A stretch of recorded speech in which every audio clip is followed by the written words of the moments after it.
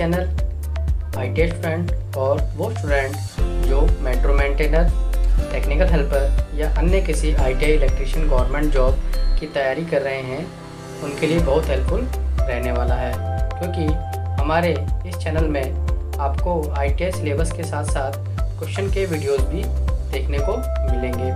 तो जल्दी से जल्दी चैनल को सब्सक्राइब करें और बेल आइकन को ऑन करें ताकि अगले आने वाले वीडियोस की जानकारी आपको सबसे पहले। नमस्कार दोस्तों, स्वागत है आपका हमारे जानवी आईटी के यूट्यूब चैनल पे।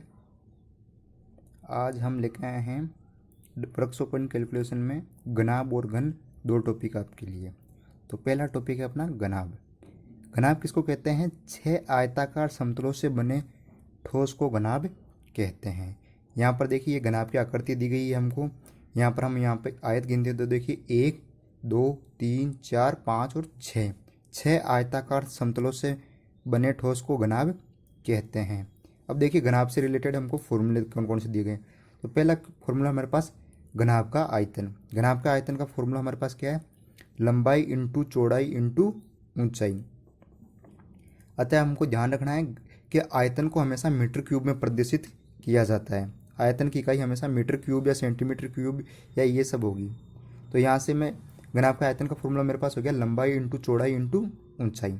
और दूसरा फॉर्मूला में मैं यहाँ से बोल सकता हूँ आयत का क्षेत्रफल इंटू ऊंचाई, क्योंकि मैं जानता हूँ आयत का क्षेत्रफल का फॉर्मूला होता है लंबाई इंटू चौड़ाई। तो लंबाई इंटू चौड़ाई इंटू ऊंचाई की, लंबाई इंटू चौड़ाई की जगह मैंने रख दिया आयत का क्षेत्रफल इंटू ऊंचाई। अब देखिए, दूसरा फॉर्मूला मेरे पास क्या है? घनाभ के विकर्ण की लंबाई। तो इसका फॉर्मूला क्या है?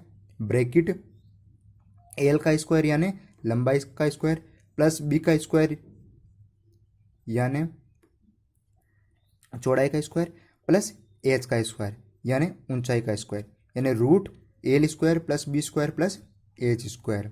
उसी प्रकार है घनाभ का पृष्ठीय क्षेत्रफल। अब देखिए, पृष्ठीय क्षेत्रफल कौन सा होता है? तो हम भी जानते हैं पृष्ठ कौन सा होता है। ये जो बाहरी भाग होता है इसको हम पृष्ठ बोलते हैं। तो इसका क्षेत्र पृष्ठीय क्षेत्रफल का ज्ञात करने का फॉर्मूला यदि मैं बनाना भी चाहूँ तो देखिए, पहले मैं इस आयत को जोड़ूँ का क्षेत्रफल ज्ञात करूँगा, उसके बाद इसके सामने वाला आयत का मान समान होगा। इस प्रकार से यहाँ पर मेरे पास फॉर्मूला आ गया 2 ब्रैकेट लंबाई इंटू चौड़ाई प्लस चौड़ाई इंटू ऊंचाई प्लस लंबाई इंटू ऊंचाई ब्रैकेट बंद। ये हो गया घनाभ के पृष्ठीय क्षेत्रफल का फॉर्मूला। अब देखिए, घनाभ से किस टाइप के क्वेश्चन पूछे जाते हैं, हम एक दो क्वेश्चन कर लेते हैं। देखिए, पहला क्वेश्चन है हमारे पास,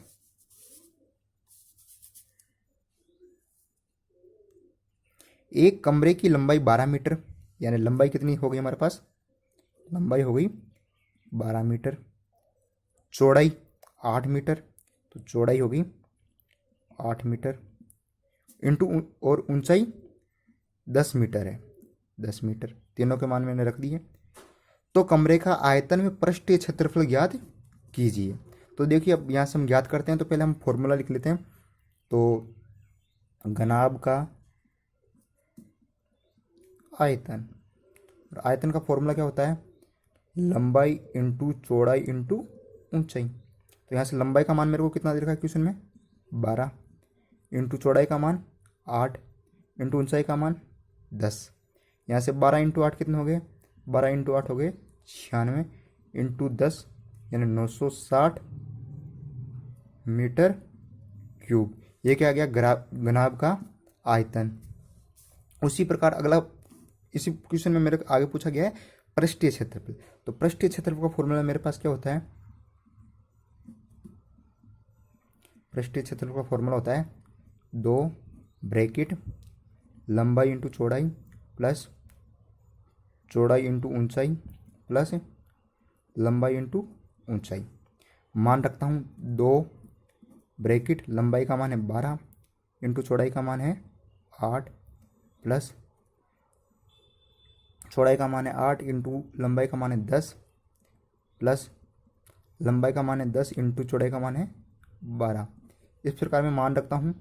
तो 2 bracket 12 into 8 96 plus 10 into 8 80 plus 10 into 12 120। इन तीनों को मैं जब जोड़ता हूँ 120 और 80 200 200 और 96 296, 2 ब्रैकेट 296। जब मल्टीप्लाई करता हूँ तो 6 दूनी 12, 1 9 दूनी 18, 1 19, 1 2 × 4 1 5, 592 मीटर स्क्वायर मेरा आंसर आ गया। ये मीटर स्क्वायर यहाँ पे क्यों आया? क्योंकि यहाँ पर मेरे को क्षेत्रफल पूछा गया है इसे, और क्षेत्रफल की इकाई मेरे पास क्या होती है? हमेशा स्क्वायर ही होती है। तो इस प्रकार से हमको यदि फॉर्मूले याद होंगे तो हम क्वेश्चन में हम मान रख के आसानी से इनका आंसर निकाल सकते हैं। अब देखिए अगला क्वेश्चन है मेरे पास, 12 × 9 × 8 मीटर माप वाले कमरे में रखे जा सकने वाले बांस की लंबाई ज्ञात कीजिए। तो देखिए जब भी ये 3 संख्या मेरे को दी हुई रहेगी तो ध्यान रखना 12 यहाँ पर है लंबाई, तो लंबाई का मान कितना हो गया? 12। 9 है चौड़ाई, 9 क्या हुई? चौड़ाई। और ऊंचाई का मान कितना हो गया? 8। तो क्या बोला गया है कि मीटर माप वाले कमरे में रखे जा सकने वाले बांस की लंबाई ज्ञात कीजिए। ध्यान रखिए जब भी इस टाइप का क्वेश्चन पूछा जाए तो वो हमसे पूछ रहा है इसका विकर्ण की लंबाई पूछ रहा है, और विकर्ण का फॉर्मूला हमारे पास क्या होता है? हमने पढ़ा है घनाभ का विकर्ण बराबर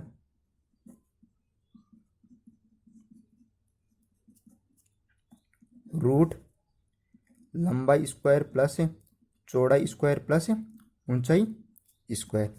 मान में फॉर्मूले में रखता हूँ, लंबाई का मान कितना है? 12 रूट 12 का स्क्वायर प्लस चौड़ाई 9 का स्क्वायर प्लस 8 का स्क्वायर। इस प्रकार रखने के बाद मैं आगे चलता हूँ तो 12 का स्क्वायर कितना होता है? 144, 9 का स्क्वायर 81 और 8 का स्क्वायर 64। जब मैं इन सबको जोड़ता हूँ देखिए कितना आता है मेरे पास? 4 4 8 1 9 हासिल 6 8 6 14 4 14 4 18 289। और 289 का जब मैं रूट निकालता हूँ यहाँ से भागफल विधि से 2 8 9 तो आता है मेरे पास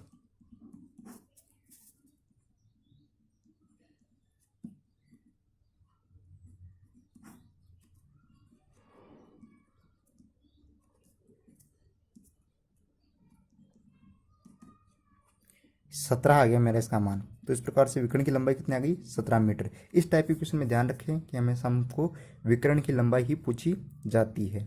इसके बाद मेरा अगला टॉपिक है घन। तो घन देखिए घन किसे कहते हैं?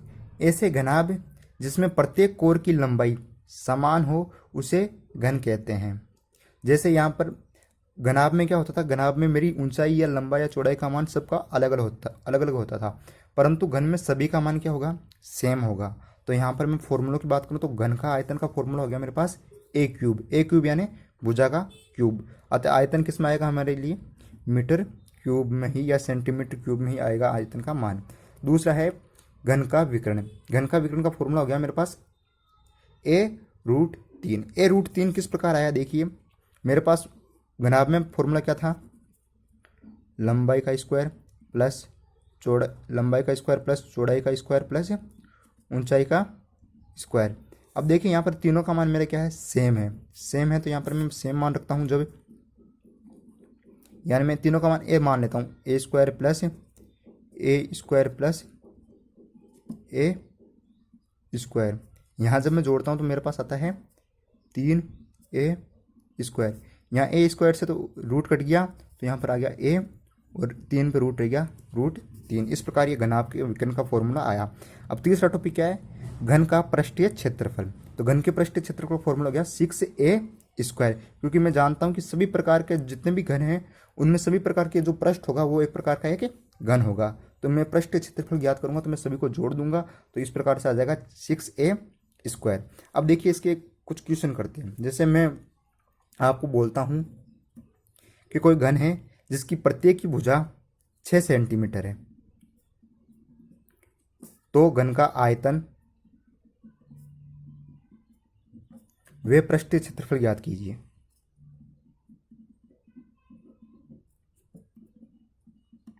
तो यहाँ पर हम क्या करेंगे?